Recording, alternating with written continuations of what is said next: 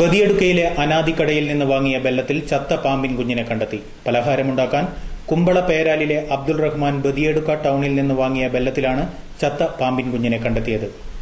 കുമ്പള പേരാലിലെ അബ്ദുൾ റഹ്മാൻ ബദിയടുക്ക ടൗണിലെ അനാദിക്കടയിൽ നിന്നും മധുര പലഹാരങ്ങൾ ഉണ്ടാക്കാനായി വാങ്ങിച്ച 1 കിലോ ബെല്ലത്തിലാണ് ചത്ത പാമ്പിൻ കുഞ്ഞിനെ കണ്ടെത്തിയത്. ബുധനാഴ്ച രാവിലെ മധുരക്കഞ്ഞി ഉണ്ടാക്കിയിരുന്നു. ഇത് കഴിച്ച അബ്ദുൾ റഹ്മാന്റെ മകന് ഛർദി അനുഭവപ്പെട്ടു. ഇന്നലെ കുമ്പളേന്ന് 1 കിലോ ബെല്ലം വാങ്ങിച്ചായിരുന്നു. അത് ഇന്ന് കൊണ്ടുവന്ന് ഇവിടെ തുറന്നു നോക്കുമ്പോഴേക്ക് പകുതി ഭാഗം പകുതി ഉപയോഗിക്കാൻ നോക്കുമ്പോഴേക്ക് അതിൽ പാമ്പിൻ്റെ ഒരു കുഞ്ഞിനെ കണ്ട് അതങ്ങനെ ഒളിച്ച് അത് മാറ്റി വെച്ചിട്ടുണ്ട്. 20 പേർ മധുരക്കഞ്ഞി കഴിച്ചിരുന്നു. ബറാത്ത് രാവിന്റെ ഭാഗമായി നെയ്യപ്പമുണ്ടാക്കാൻ ബാക്കിയുള്ള ബെല്ലം പുറത്തെടുത്തപ്പോഴാണ് ചത്ത പാമ്പിനെ ബെല്ലത്തിനൊപ്പം കണ്ടെത്തിയത്. സംഭവം ആരോഗ്യവകുപ്പിനെ അറിയിച്ചിട്ടുണ്ട്.